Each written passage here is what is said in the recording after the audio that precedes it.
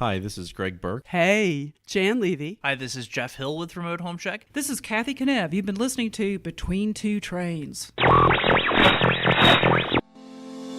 Hi, this is Theo, and you are listening to Between Two Trains, a bi-monthly business podcast where we interview the best and brightest entrepreneurs in the North DeKalb area. Today, your host is Van Pappas of Oxygen Financial and special guest Mark Berkey of Oxygen Financial. And now, another episode of Between Two Trains. Okay, welcome. Thank you, Theo, for that fabulous introduction. Today we got a great show coming to you. We got two individuals, the owner of Blue Top Restaurant in Downtown Chamblee and Terminus Real Estate. They kind of actually are intertwined, and we'll talk about that. But I am so excited today because we have a special guest co-host. Mr. Mark Berkey from Oxygen Financial is going to be co-hosting because Jason and Tom are not available. So, Mark, welcome to the show. How are you? I'm doing well, thank you. So you are not only a good friend and a co-host, but you are a fellow, let's call you Oxygenite. Is that a proper word? Good word for me. You work for Oxygen Financial along with me. And tell me a second, I don't know that our listeners have ever really heard about who Oxygen is. What do you do for Oxygen? Well, what I do is I help my clients really look at the big picture. So we bring all the pieces together. So even if assets aren't technically under our management, we have a way of looking at all of it with a great dashboard. So when I had a client the other day ask me, what happens to our plan if we don't get any Social Security? We were able to easily pull all the Social Security estimated income out of it, and they still had assets at age 95. So she was happy that I could quickly and easily answer a question like that was a concern. So you're doing private financial planning for individuals? Yep. And also and business owners? Small business owners. All right. Well, we appreciate you being on the show, and we're not going to take too much time. Normally we do a section here called Entrepreneur Talk where we talk about a specific subject, but since we have two guests today, I really want to bring them on because I think we're going to need the full 30 minutes just to hear their story and get you eased in. So we'll take a short commercial break to get our sponsors on the show, and then we'll come back with Andy Lasky from Blue Top and Taylor Smith from Terminus Real Estate. You're listening to Between Two Trains. Do you want to get on the freight train of social media marketing? Go to www.turnsocialintosales.com. Use the code Chamblee to get $100 off to the single best 2-day social media bootcamp you will ever attend. Are you tired of not getting leads on LinkedIn or Facebook, SEO not working, or figuring out how to get on TV and radio and much more? Go to www.turnsocialintosales.com for a 2-day bootcamp special for Chamblee.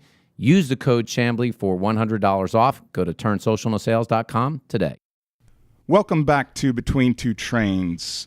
This is a business podcast that you can hear twice a month, and if you are not familiar, we record this in Chamblee, downtown Chamblee. If you haven't been to downtown Chamblee recently, you really need to check it out. There's all kinds of great things going on.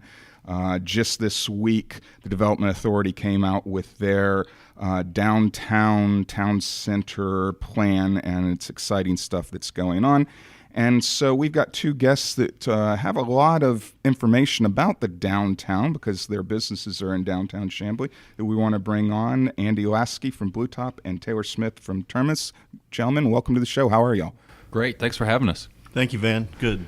So let's start with Andy. You own Blue Top Restaurant, and it's right on Peachtree Road. And when did you start this business? It's been, about a year now? So this August, it'll be a year. We opened up August 19th, 2017, and just love the vibe and the activity and the youthfulness of everything that Chamblee has to offer.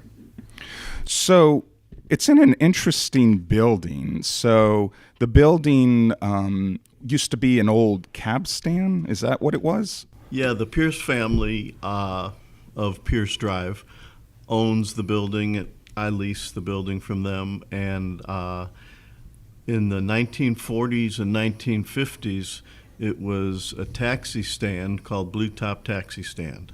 and that's how I came up with the name Blue Top.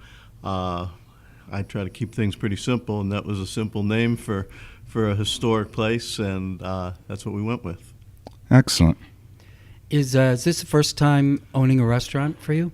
Yeah, it is. In college many years ago, I majored in hotel and restaurant management and worked with a company out of college for 3 years running restaurants, and then moved to Atlanta in 1983, and joined a family business. Restaurants are so difficult to run. My father was in the restaurant business. Being Greek, you can't be a Greek man without owning a restaurant at some point. So tell us, what some of the challenges are getting up to that moment where you opened, and now, a year or so into it, are you seeing things that you said, man, I should have done this differently, or?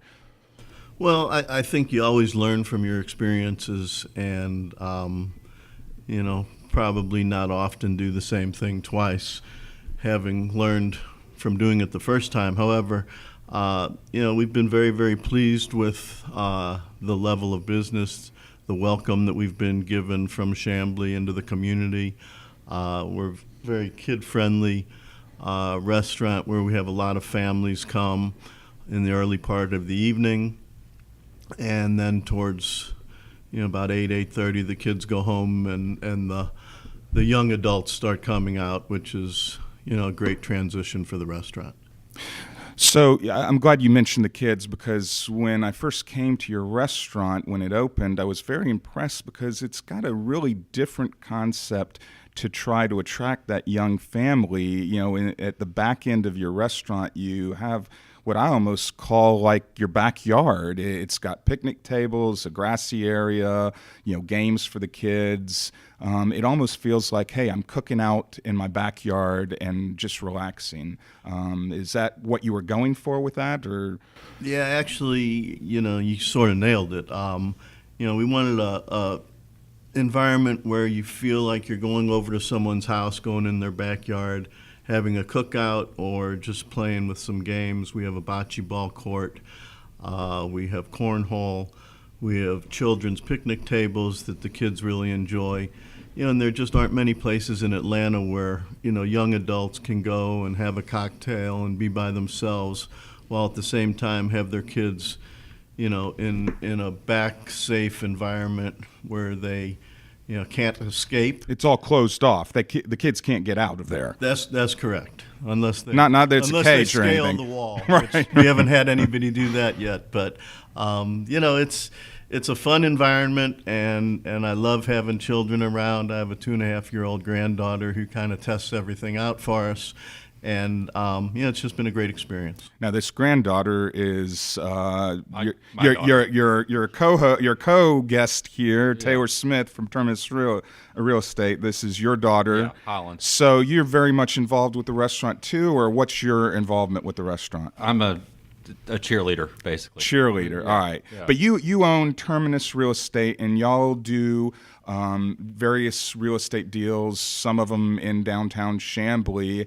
Tell us maybe about, so you didn't always own Terminus. You used to work for Lee & Associates, Yeah, I correct? worked at Lee & Associates for 7.5 years. So I've always curious, you took that leap and you said, I'm going to start my own business. Yeah. I'm going to leave the safety and security of a larger organization like Lee & Associates to create this Terminus. Tell us about that experience.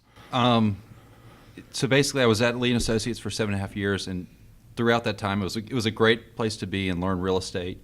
But it was becoming increasingly evident that I was bringing in a lot more of my own business, and just needed to make a change. And I knew I wanted to do something very entrepreneurial and start acquiring properties, and which is a little harder to do at a big brokerage shop. So the goal was to basically still have my brokerage business, but also go in and start acquiring properties, which Andy and I have done together. So Andy's not only the owner of Blue Top, but he partners with you on your real estate deals for Terminus. Yes, that's right. So it's two companies. It's Terminus Commercial Real Estate Partners is the brokerage company, and then there's another company called Terminus Allied Capital.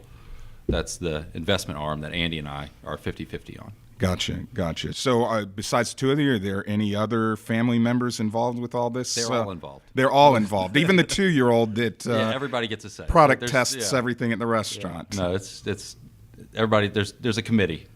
So anyway, So tell us about maybe are you allowed to tell us about maybe whatever your latest real estate deal is? What are you working on currently?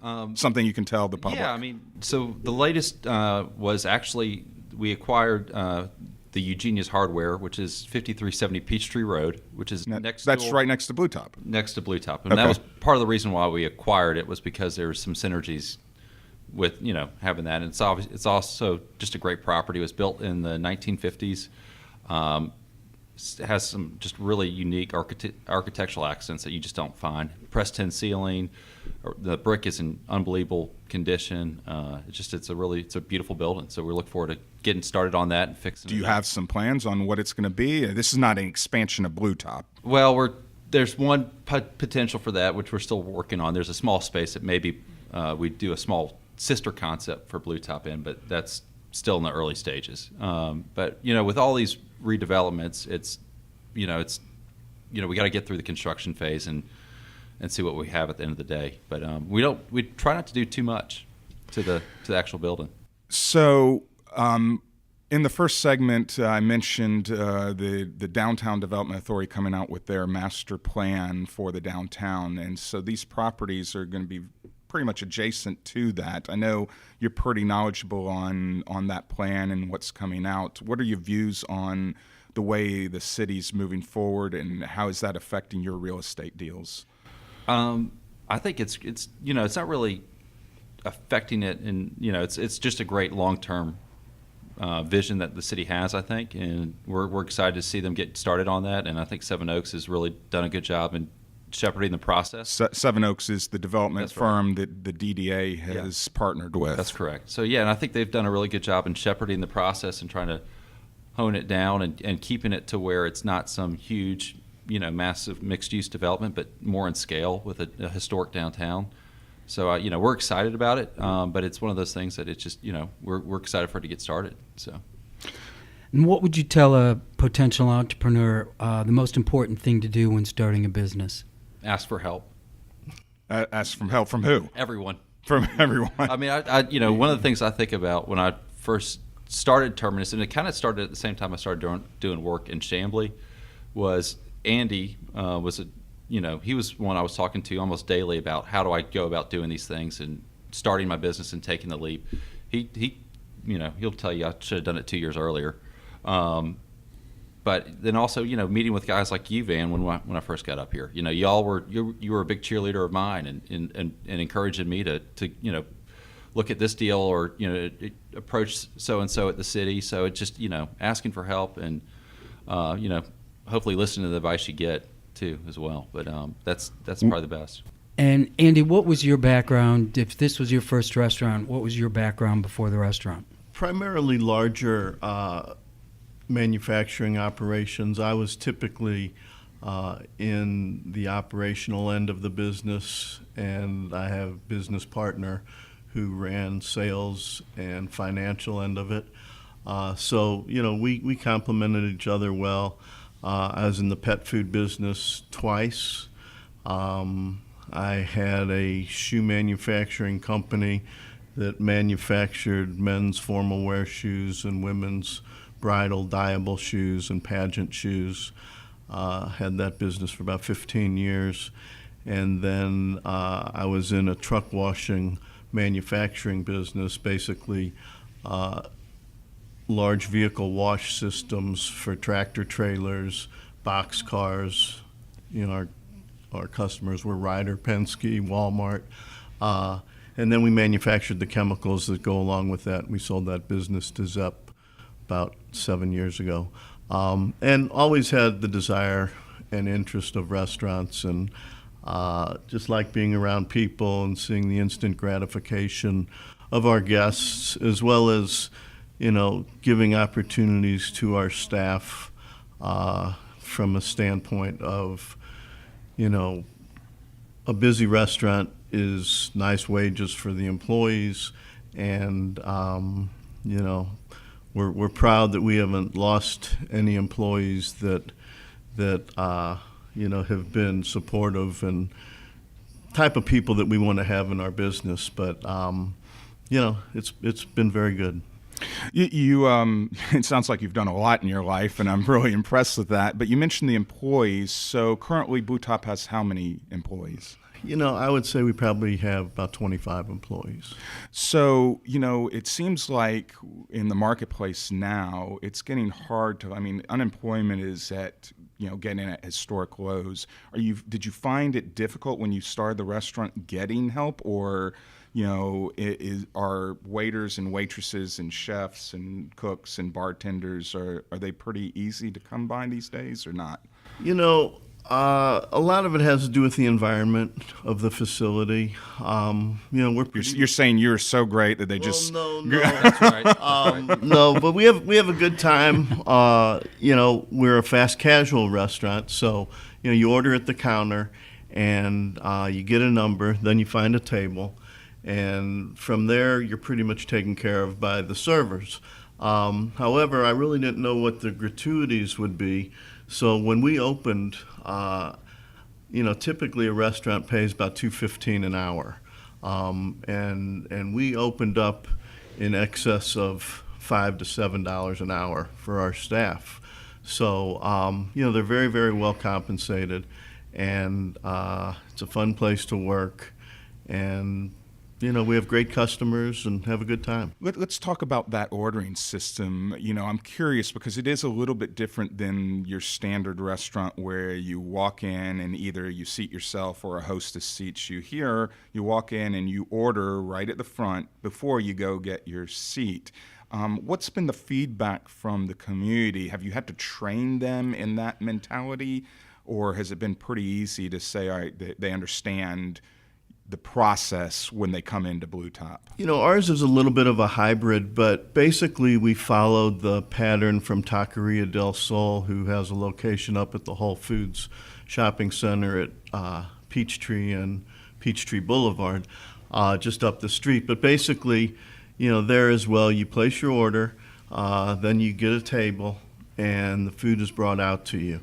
The reason that we do that is, it's my experience, if we were to go on a wait, the table turns would be far greater than the time that any of our guests have had to stand in line waiting on a table. But once our tables are full, and there's nowhere else for the customers to sit, then we don't take any more orders for a period of a couple minutes, and then someone will get up, and then we continue with the process. So that probably also helps in the kitchen with them processing the food, because now they know there's a capacity that they're going to process at. Is that what you're finding in the kitchen? Yes, to some degree. That's it's all the flow. So it's good to be able to control it. Well, you've been listening to Between Two Trains, business podcast, and if you want to hear past episodes of Between Two Trains, you can find them on iTunes, SoundCloud. I'm very excited to announce that just this past month, we got picked up by Google Play Music. You can now hear it on Google Play Music as well. So any place that you listen to your podcast. Let's circle back around to you, Taylor, and tell us a little bit more about some of the past projects maybe you've done. You were involved in the sort of rehab of the strip mall there at Broad and Peachtree. What are we actually calling that strip mall? We still call it Rust and Dust because that was where old Rust and Dust Antiques was. So that's what you officially call the strip, is that's the Rust and Dust? That's what we officially call it. I don't know what other people call it. But Gotcha. Keep the history in we there. keep the history. Yeah. Well, and one of the things that I know a lot of people, our mayor and council were very impressed with you, that you kept that mural, that Rust and Dust mural that's on the side of the building, even though Rust and Dust has moved out. Yeah. Tell us a little bit about why you chose to do that, and how has that helped any with the concept? Or I think it's an iconic wall. We were originally toying with putting a window through it just to preserve it, because we thought a tenant would come in and say, well, I don't want to be confused with an antique store, So we were concerned that they were going to get rid of it. Any tenant was going to say, you got to get rid of that altogether. But we were fortunate enough to where we took a gamble and said, let's keep it. It makes sense to keep it, and the reaction's been great. It's just part of the fabric of the neighborhood, and it doesn't cause any confusion for for the business that's there, which is Gus's Fried Chicken.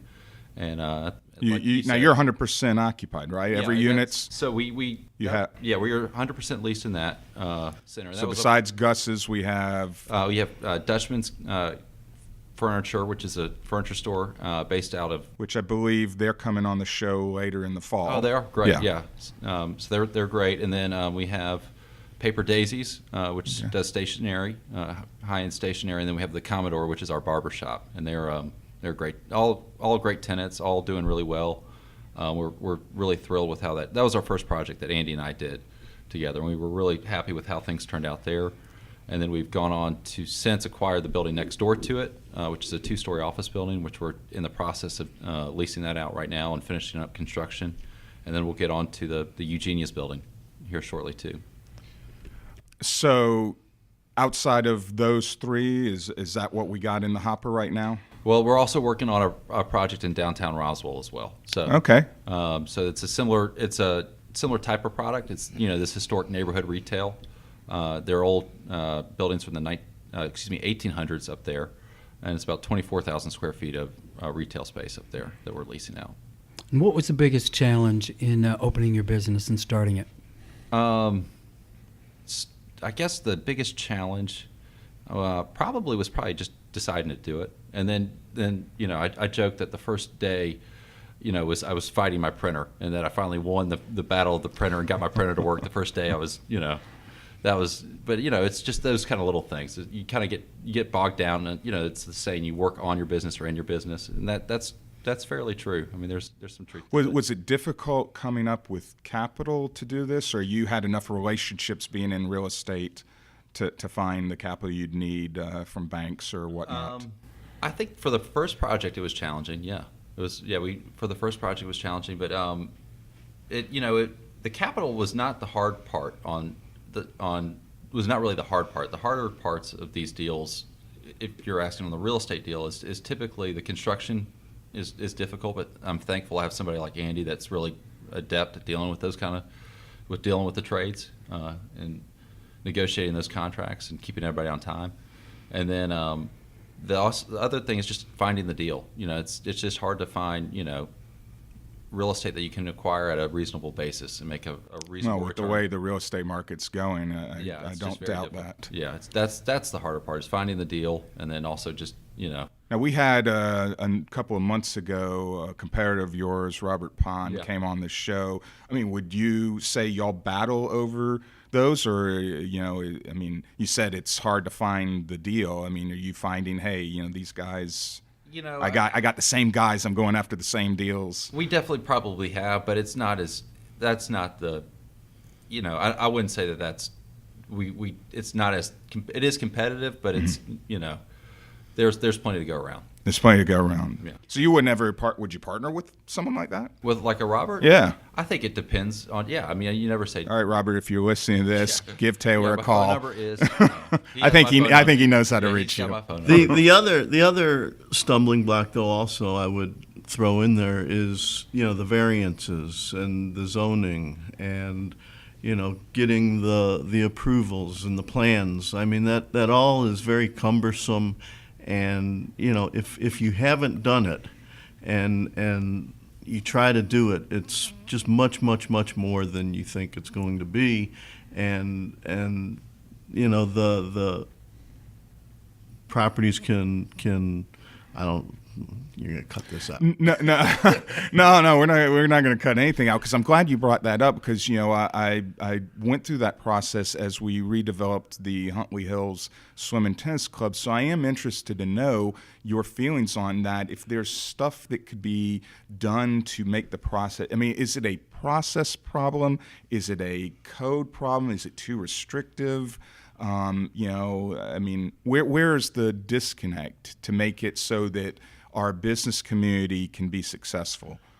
Well, I don't know that I would so much say it's a disconnect. It's just a a long, tedious process, and it takes a long time to get through that process. Patience.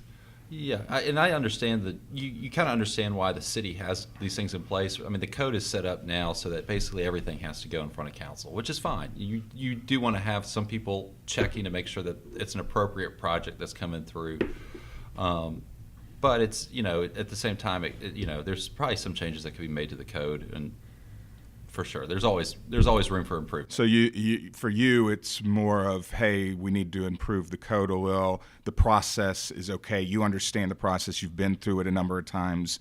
You know what to expect that. Yeah, or is there something that could be made easier in the process? I mean, I will commend. I mean, since we started doing work up here, I think that we've seen an improvement. Significant improvement. Significant improvement in city staff. I mean, John Walker, city manager, is wonderful. The development department has been great as well. Matt Dickinson and his team is doing a really good job, and it's, we find them to be very fair and, willing to kind of educate us on what they see and what we, how to address certain challenges. So, that's been great. I think that the code should be more updated to the current market conditions. So you mentioned you're working on a project in Roswell. Do you have a target area of town that you want to focus, or are you open to expanding geographically? So the property. I believe Mark is asking because he's from Roswell, correct? No. Oh. I live in Atlanta now. Oh, okay. No. The property we acquired is at 120 and Atlanta Road, out there right across from the Roswell Square. It's 4 freestanding buildings. The largest building is the one Taylor mentioned that was built in 1854, I believe. And it's right under 2 acres, so it'll be a much larger project. But that's what we're going to be focusing on, is that corner right there. There's not, as far as expansion, we got our plate full, so we're good between Roswell and Chamblee. We'll look at other opportunities as they present themselves, but we like the historic downtowns. We think from you can't Amazon your way out of a historic downtown, so that's we feel pretty secure in that. And typically these buildings can't be duplicated or won't be duplicated. Yeah. And they have a lot of charm and character, and that's what we like. Well, keeping the history in the building here is important, and bringing that history in brings a unique piece to it. That's right. Well, we are going to move into our last segment, which is a fun game we like to call Hot or Not. And so I'm going to start us off with one that y'all can both answer. Marrying an entrepreneur, is that a hot thing or not such a hot thing? Marrying an entrepreneur. I'm like thinking of what my wife would say right now. I hope she would say hot. I think it's hot if you can, go with the flow. If you can, you can ride the waves. You have to find a balance. Yeah. It's very important to find a balance. What about Downtown Chamblee? Downtown Chamblee. Too hot. Very hot. Too hot? No, seriously, is it too hot? No, it's hot. Do we need to slow down, or? No, we're The good. temperature's too hot, but I'm not complaining about that No, either. it's good. All right, so turning to the restaurant business, it seems like these days everyone wants to go to chef-driven restaurants. Is a chef-driven restaurant a hot thing or not such a hot thing? I think it's a hot thing. I think you have to find its place for it. We have fast casual food that is chef-driven, but, we try to have a lot of fun with it at the same time. Nice. What about local brew pubs? Yeah. I think, That's a good one, Mark. Yeah, I think that's hot, and it's going to be, more importantly, not just the brew pub, which is more of a restaurant and a brewery. You're going to start to see a significant amount of breweries opening up in the city in the foreseeable future. We actually just signed a lease with a tenant at the building next to Rust and Dust, and they're going to open up a brewery in downtown Chamblee, which we're excited to announce. So they should open Is this that fall. something we can announce? We can announce it, yes. All right. Now, is this the group that you and I have talked with investors, or is No, it a different group? This is a different group. This is Okay. Contrast Artists and Nails. Contrast Arts and Nails. And they're going to be where now? They're going to be at 5502 Peachtree Road. So this is the building next to garages. the garages there, next to your Rust and Dust That's correct. Yeah, complex. that's right. And this is going to be a brewery, not a It's brew pub. It's a brewery, yeah. And Which they've changed the rules now That's on right. breweries. The breweries can do what? they can do on-premise consumption is what on-premise. And So- sales. and sales. So I can go buy a 12-pack or a keg or whatnot Yeah. directly from them. That's right. And there's no wholesaler. There's no distributor involved. And you're looking to get them when? I think they'll probably open around September would be my guess. Wow, that's soon. So, Maybe not that soon. Andy's shaking his head. Andy doesn't Probably believe that's October. soon. I don't know. But you're looking for Hopefully this by the year. end of the year. By the end of the year, we will have a brewery in downtown Chamblee. You heard it first on Between Two Trains. Well, we appreciate y'all coming on. Did you have another hot or not? No? I'm good. Okay. Well, we appreciate, guys, that y'all came on the show. You've been listening to Between Two Trains. You can hear us on all kinds of sources like iTunes and SoundCloud and our website, betweentwotrains.com. So, fellas, if someone wanted to get a hold of you, is there any contact information you want to give out to the community? Yeah, you can go on our website, which is terminuscre.com. That's all our information's there. So you people with land, give Taylor Smith a call. Yeah. And I'm typically right there at Blue Top at 5362 Peachtree Road. My email address is andyl@bluetopchamblee.com. And y'all are open every day of the week, or are y'all 7 closed? days a week. 7 days a week. Just as a follow-up, why do sometimes restaurants close? I mean, my favorite Mexican restaurant closes on Monday. I don't know, but you can always come to Blue Top. You can always come to Blue Top. Well, fellas, thank you for being on the show. And Mark, thank you for co-hosting with me. We will be back in 2 weeks with a business called Jewel Creations. So check us out then. Thanks a lot.